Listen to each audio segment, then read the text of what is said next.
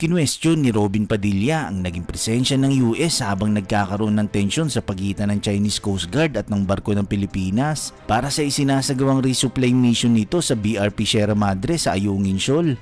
Sino po kaya ang pwedeng sumagot kung kasi po nung huli tayo po ay nakapag-deliver ng supply sa ating mga kababayan na sundalo dun sa BRP Sierra Madre. At bagamat nandun pa rin po yung mga dayuhan na paikot-ikot doon, paharang-harang, pero nakita po ang presence ng US Navy, yung kanilang eroplano. Totoo po ba ito? Nandun po ba talaga ang US Navy? Palipad-lipad doon? Yes, sir. We acknowledge, sir, yung presence ng Poseidon aircraft during the first and the second RORE. I think it's coordinated, sir, sa AFP under the framework ng MDB-SEB yun, sir. Okay, Chairman, may tanong ko lang po kasi US Navy, armed forces na po nila ito, di ba? Ng Amerika. Yung ating po, yung gamit ng dayuhan ay Coast Guard. Wala po ba tayong nababiolate doon? Na ang Coast Guard po kasi parang civilian din naman yan in nature. Tapos tayo, meron na tayong, ina-accept po natin na meron na tayong armed forces doon na, ng US at Philippine Armed Forces na nandun sa paligid. Sir, yung activity po ng Chinese Coast Guard doon, yun po yung illegal. Yung pong presence ng US military at saka ng Coast Guard and Philippine military doon sa exclusive economic zone natin is within our right po. Meron po tayong MDT. Wala pong question doon, Chairman. Wala pong question doon kung sino yung illegal doon. Ano, ang sinasabo po natin sa Act of War. Wala naman. Hindi po ba yun parang tayo halimbawa, ang itinapat sa atin ay civilian lang. Ang tinapat natin ay armed forces na. Hindi ba po yun parang one step forward tayo? Mr. Chair, hindi naman po, sir. Kasi yung meron naman pong klarong definition ng Act of War. At saka titignan natin, sir, yung Chinese... Ano po ba yung klaro sa inyong Act of War? Pati ba paliwanag din sa amin? Armed attack po yung as defined po ng Article 51 po ng United Nations. Klaro Di po ba yung civilian ho yun? Civilian ng Coast Guard. sa Umaaligid-aligid yung sa armed organisasyon forces. po ng PLA Navy, yung Coast Guard po is under po ng PLA po yon, pati po yung mga Chinese militia vessel. So technically speaking po, hindi po civilian yung nature ng Chinese Coast Guard na nandun. Sa international law, ang Coast Guard ay civilian in nature, sir. Pero acknowledge po ng lahat na under sila po Huwag natin ibahin ng international law, sir. Ang Coast Guard ay civilian in nature. Pulis nga lang yan eh. Pulis ng karagatan. Yung sa atin po yun. Pero yung Dapat sa kanila ho, hindi yung pulis karagatan. Coast Guard, sinasabi po ba natin, sir, na ang Coast Guard ng China ay hindi civilian in nature? Sir, nandun po sa mga findings sa mga international law expert, including kung titignan natin yung organization ng People's Liberation Army Navy. Sir, Army Navy po ang sinasabi nyo, Chairman. Ang sinasabi ko po, Coast Guard. Under po sa kanila yung Coast Guard, yung militia. Ay, tama po ito, under ninyo to armed force. Hindi po. Civilian in nature. Sir, binibigyan nyo ng ibang ibig sabihin ng Coast Guard. So, ibig nyo sabihin ng Coast Guard, iba ang definisyon ng China? Opo. Wow Talaga lang Papa, Rato kayo nagtataas ng kamay, sir. Chairman, nagtataas ng kamay.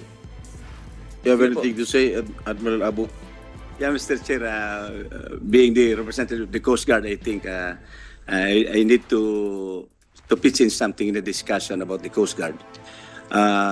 In our country, the Coast Guard is under the Department of DOTR Transportation, but we are claiming to be the third and uniform armed service of our country. The Coast Guard of China is under the Chinese Military Commission. The Coast Guard of the U.S. is under the Department of Homeland Security of the United States. So this is almost similar to what the military is doing. And Chairman, maputol ko lang po kayo. Opo. Hindi natin pinag-uusapan yung definition ng country. Definition ng country natin, definition ng country ng China. definisyon ng international law kung ano ang Coast Guard. Okay? Kung ano ang tinatanggap ng international law sa Coast Guard. Ang sinasabi niyo po ba, Admiral, hindi pa po dapat na kayo ang dapat nagpapatrol doon? Para po nyo bang inaamin na hindi nyo kayang pangalagaan ang ating dagat at kailangan natin ng US Navy? Sir, sagutin nyo po. Simple lang naman po yung tanong ko, Chairman. Yeah, Mr. Inaamin po ba natin na hindi natin kaya? Kailangan natin ng US Navy doon, paikot-ikot. The reason why we are asking for the support of the national government in modernizing the Coast Guard because the Coast Guard right now is entrusted with the national government in handling the issue in West Philippine Sea. Hindi po natin pwedeng sabihin na hindi natin kaya. Kinakaya po natin. We are mastering the much needed courage, determination, and patriotism of our Coast Guard personnel in the area. The reason why we are facing even the biggest among the ships of China Coast Guard, Direct China natin.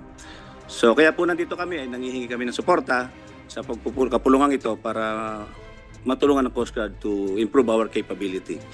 Now, in terms of, may I add, Mr. Chair, in terms of the definition of the Coast Guard based on international law, there is no exact and precise definition that the Coast Guard is not, is a civilian.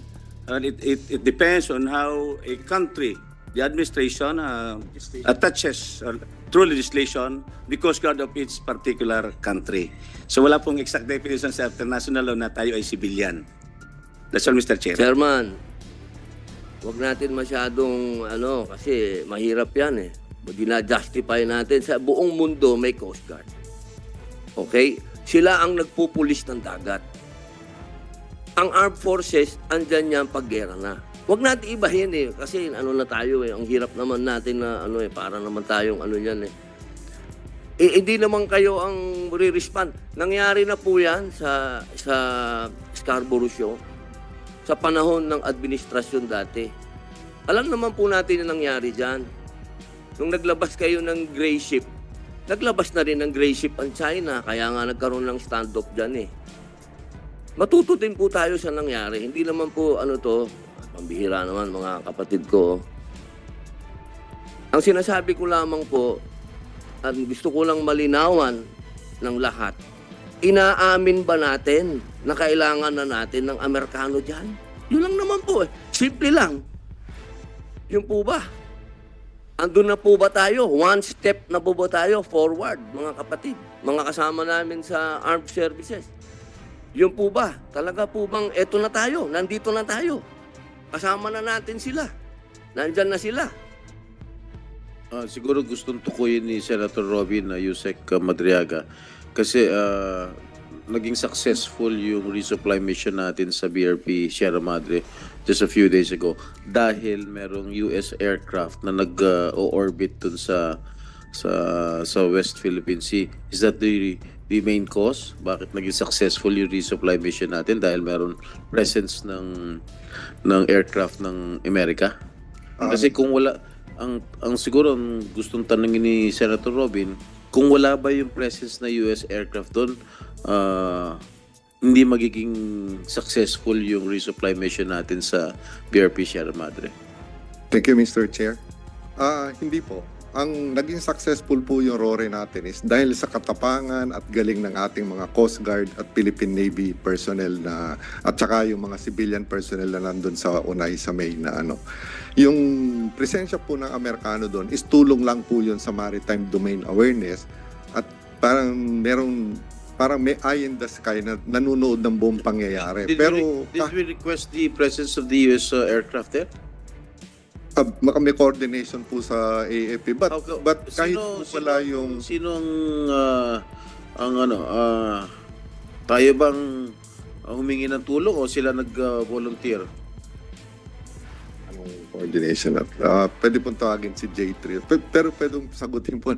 Sir, wala po tayong inaamin at hindi po tayo aamin na hindi natin kaya ang trabaho. Medyo may Amerikano o sinong ibang bansa po kaya po ng Philippine Navy, kaya ng Philippine Coast Guard po yan. Hindi po tayo susuko dyan kay may Amerikano o wala. Hindi po tayo aamin na hindi natin po kaya. Kakayanin po natin kahit ano po yung gamit natin.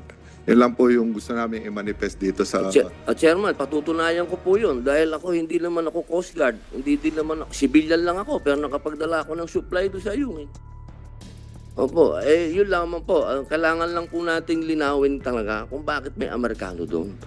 Yun lang po ang gusto kong linawin talaga, bakit handa na ba tayo doon sa usapin na naglagay na pumayag na tayo, paano kung nagpalipad din ngayon ng dayuhan doon ng eroplano din nila? Ano po kayang reaksyon natin, Chairman? Ano Mr. po ang Chair? magiging reaksyon natin kapag sila naman ang nagpalipad na doon, nagpaliparan na sila doon? Tayo na po naipit sa gitna. Yun lamang po, Chairman. Kasi kung tayo lang po, kaya natin, sir. Kayang-kaya po natin. Nandun ako eh. Nakita ko, sir eh. Kasama ko kayo. Nakapag-deliver ako ng supply doon.